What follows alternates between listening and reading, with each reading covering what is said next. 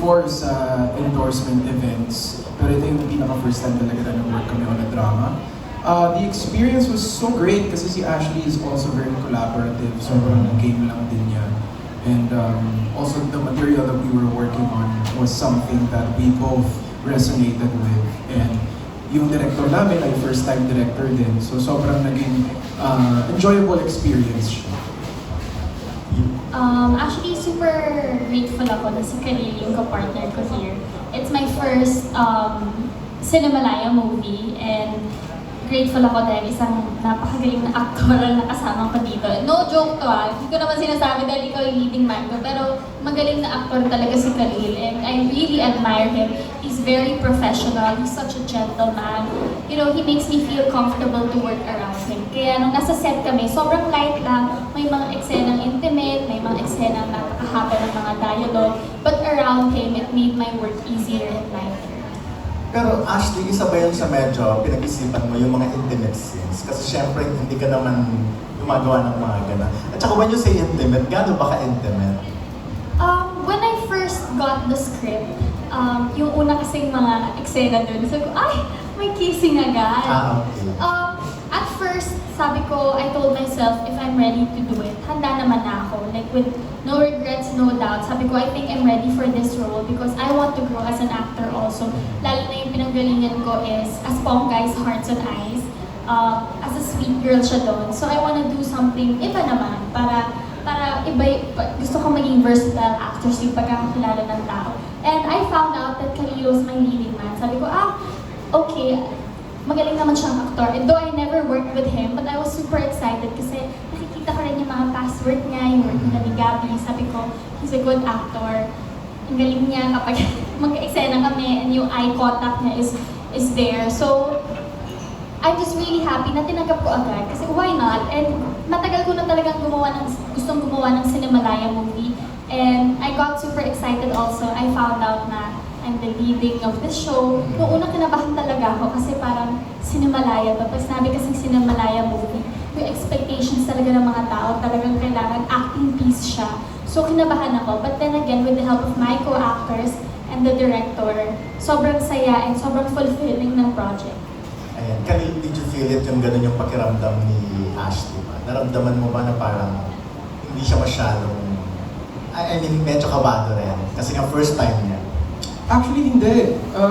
We did a reading and workshops prior to the film, which we found very vital din. Kasi wala dapat tension. Hindi pwedeng tensionado kami dalawa sa isa't isa sa material na to. So we were thankful that we were able to bond at least before shooting the film. And when we got to the set, walang tension. I think isa yun sa mga pinaka-importante. I'm thankful din ako na ganun si Ash towards me. Although merong mga intimate scenes. And to answer your other question, yes, gaano ka-intimate yung intimate? Hindi naman sobra. It's not the intent of the film. The film is about... Hindi sobra in the sense na hindi mo pa nagagawa or... Oh, yeah. Hindi naman siya yung as in... Oh, hindi siya kasi siya yung focus. Hindi siya... Okay. I guess, hindi siya lustful. It's more comedic. Mas parang American Pie vibes. Pero hindi rin sobrang loud or sobrang wild. But yeah, when we got to do the intimate scenes, it was important for the both of us to have that certain level of trust na syempre hindi naman madali. It's also a first for the both of us. Pero we were thankful and we were happy na walang ilangan, hindi naging awkward for the both of us. At super important yun para magawa namin yung eksena na maayos. Pero last na lang, yung material ba talaga, acting piece, kasi sinabi nga ni Ashley kanina, pag Cinemalaya, totoo naman yun, may impression na dapat yun. Yes, in a way, there is a kind of, yung Cinemalaya nga, di ba, mostly acting pieces. Ibang level lang. Ibang level. This one, I would say, yeah, it required us to, at least for me personally, kasi sobrang medyo different yung character na ginampanan ko sa way of thinking ko. Kasi very Gen Z yung approach niya. Actually, I recall nung nag-workshop kami, tinanong nga kami, ganito ba talaga yung mga ano ngayon, mga bata ngayon?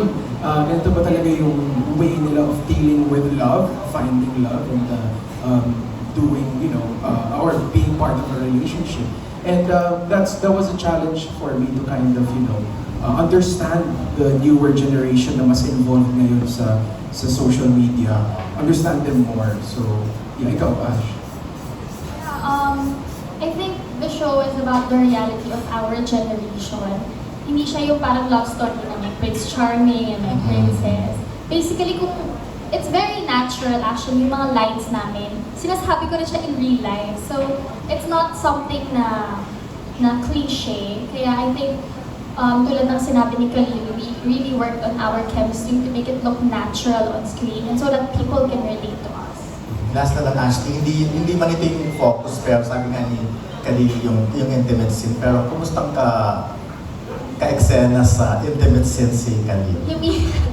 Yung kahalikan, gano'n? Yung intimate kissing scene lang yun. Ano po? Yung Sorry. intimate scene yung kissing scene lang yun. Hindi siya bed scene or... Wala naman yung love scene na naganap. And inalagaan naman kami ng maayos. Hindi siya tulad yung lustful. It was really wholesome pa rin siya in the end. But at the same time, makikita niyo yung kilig or yung intimacy nila sa isa't isa. It's not something na yun nga yung loud na naghahalikan lang. May purpose and may worth yung ginawa namin.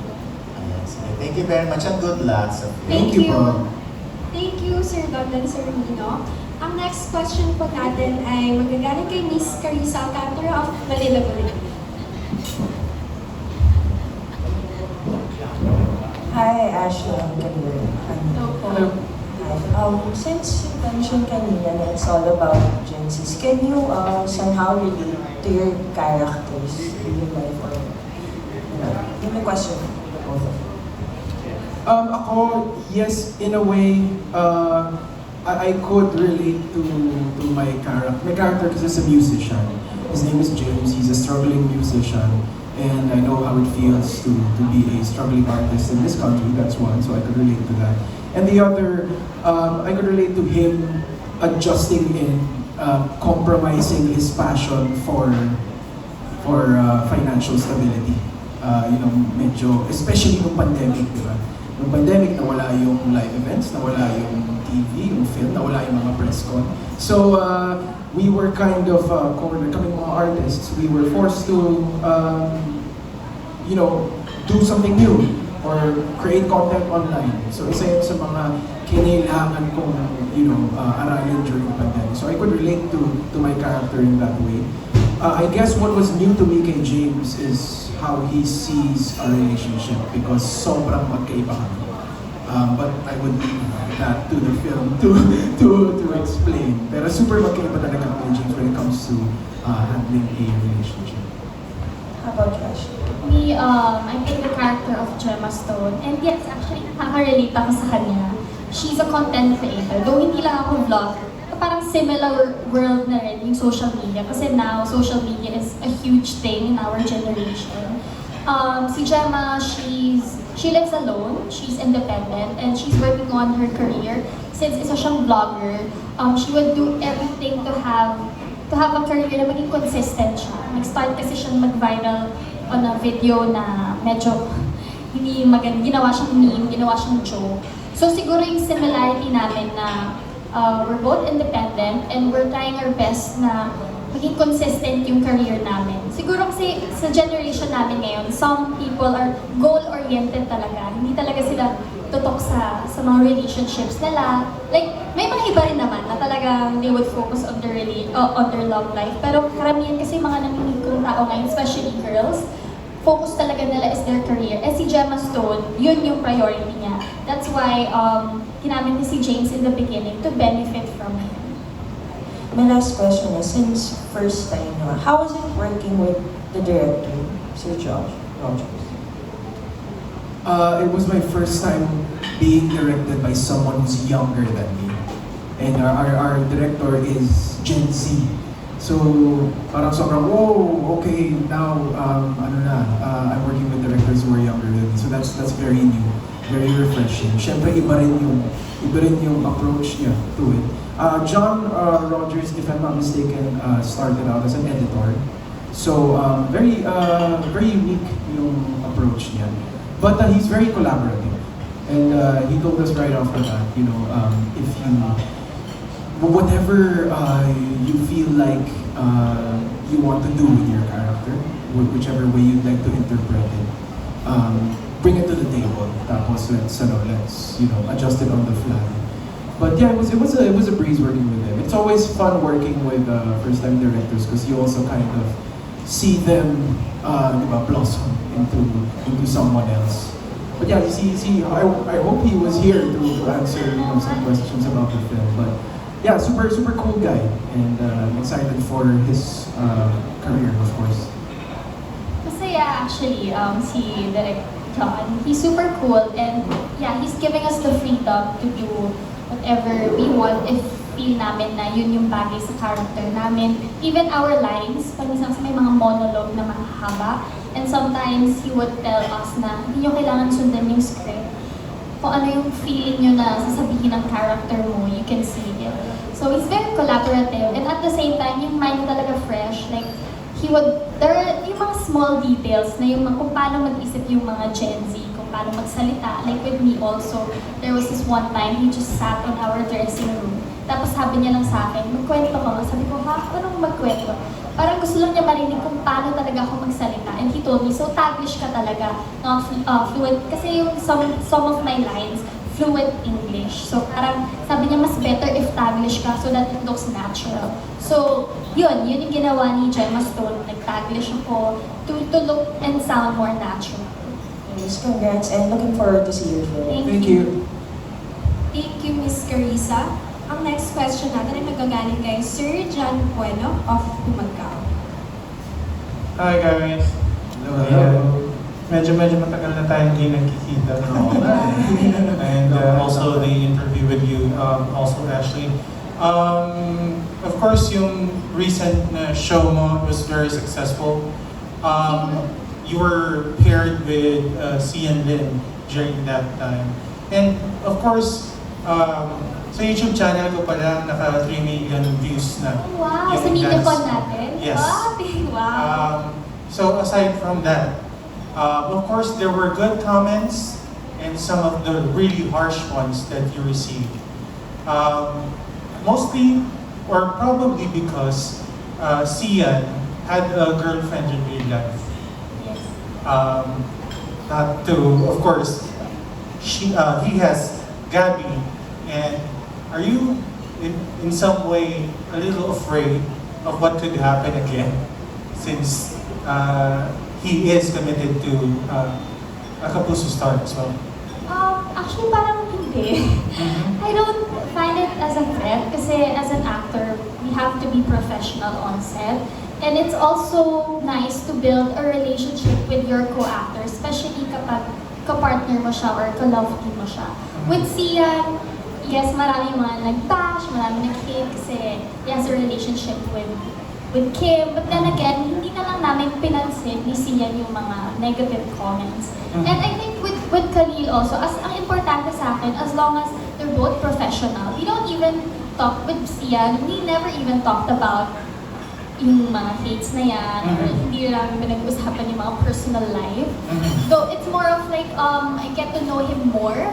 Hindi siya nagkikwento na about yung relationship niya with Kim. Kasi parang hindi naman yun makakatulong sa relationship namin sa work. So like, we're more focused sa work. And with Khalil naman, parang hindi. Gabby is a good friend of mine also. Nung nag-start ako sa showbiz, kasama ko si Gabby. And I think the trust is there. So I think sinaset aside na lang siguro yung relationship. Like for me also, if I had a boyfriend now and I'm working with a leading man, siguro kailangan out yung personal life sa working life. So ako, if makatanggap man ako ng hate comment, wala naman akong magagawa. As long as hindi ko naman inaahas, wala naman ginagawa sa mga co-actors ko, diba? I'm just here to have a good show with them, to work on my relationship with them, to have a good chemistry on screen. Pero may respect ako sa lahat ng mga co-actors kong nakakasama na in a relationship with somebody else. Do you think that's added pressure that you already have like a very successful show in the past, and doing this now? Yes, actually, tulad nga ng sinabi ko kanina, syempre mas mataas na yung expectations ng tao sa akin kasi Cinemalaya is an actor's piece. And it's very different from teleseries and everything. Tulad nga ng sinabi sa akin ni Direk, there are some scenes na shoot namin sa As If It's True. Kinuna na namin on this day and then the following day, we have to retake it. Hindi kasi siya yung parang teleserye na in one day we have 22 scenes.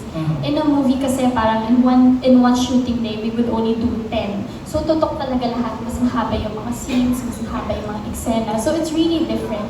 But I enjoy doing both, teleserye and movie. And siguro parang pahinga rin ako from a teleserye. Tapos doing a movie na mas detailed, mas kaya mong in character yung role mo. Alright. Khalil, I'm sure you have had your share of the same things that Ashley might have actually experienced. What do you remember those days when, of course, your girlfriend was also paired with somebody else in the past? Did you have that instance na medyo nabash ka because of that pairing? I think what happened was, I sometimes wonder, because I've answered this question like more than a couple of times already. And I wonder why they find it so different. Like, is it new? But like, I don't think it's new because actors have been doing this naman for quite some time, right? So I would always wonder why is it so surprising for them.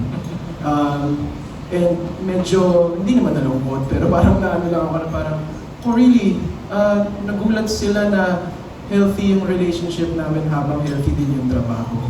Parang hindi pa dapat yun yung standard.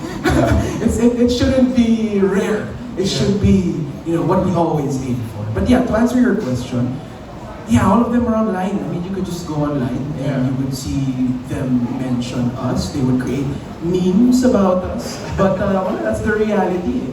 That's social media now is everyone and anything that you can post whatever you want. So it's a free space for everyone. So with that type of platform, there are people who would just post nonsense and bash you and just say hateful stuff towards you. I think, and I would always,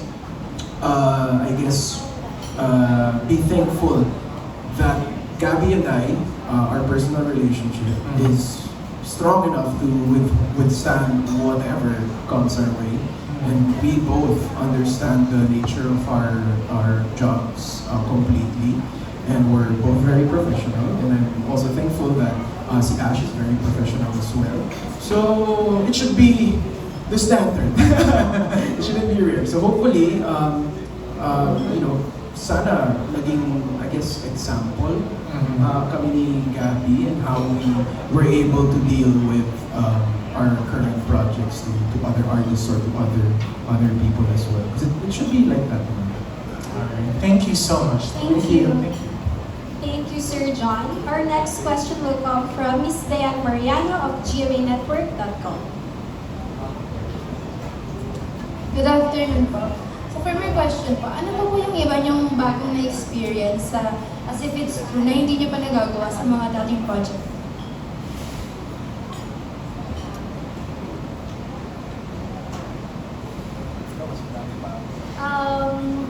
Siguro doing a scene na direct told me na huwag mong sundan yung lahat ng script na sasabi. My dialogue is really long, so inaral ko talaga siya. And then nung magte-take niya, sabi niya, huwag mo nang sabihin yung mga lines mo, just do your own thing as your character. So doon talaga ako na parang, oh my gosh, impromptu lahat. So that's something new to me because I would always memorize my script. Pero I also appreciate it kasi mas na-challenge ako as an actor to make it look natural and to be in character. And aside from that, ano pa ba yung na-experience ko? Siguro yun. I think sa lahat ng mga nagawa kong projects sa GMA and in my showbiz career, siguro yung mga intimate scenes, talaga dito ako nanibago. But at the same time, I am so proud of myself na nagawa ko siya. Working with Direk also is something new to me. Direk is 25 years old. 1 year older than me lang. So parang magbabarkada lang kami lahat doon. So yeah, I think those are the first na experience ko.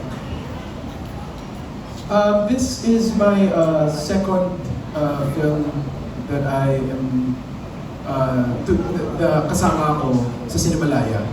But this is the first lead. So this for me is new, alongside working with a younger director, younger than me. Yun, bago din yun. So, and I've been doing films for quite some time, pero you know, it's always new every time. It's not always the same experience, especially this material is very different also from what I've done in the past. So, specifically, wala talagang like sobrang as in bago sa akin. But as a whole, it was refreshing to take on a lead role for the first time in Cinemalaya and to work with a young